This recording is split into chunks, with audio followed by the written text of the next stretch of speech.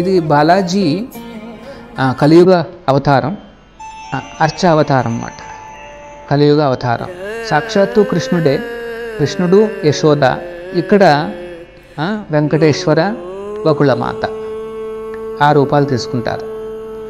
ఎందుకంటే కృష్ణుడి యొక్క వివాహాన్ని చూడలేదు కాబట్టి యశోద కోరుకుంటుందన్నమాట. నా కొడుకు కళ్యాణాన్ని చూడాలి అని కోరుకుంటే అప్పుడు ఈ వెంకటేశ్వర స్వామిగా కృష్ణుడు వస్తే వకుళమాతగా యశోదమ్మ వస్తుందన్నమాట.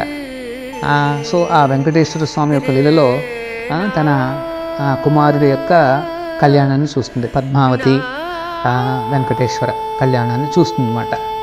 సో ఇది ఈ డిస్క్రిప్షన్స్ అన్నీ ఉన్నాయి.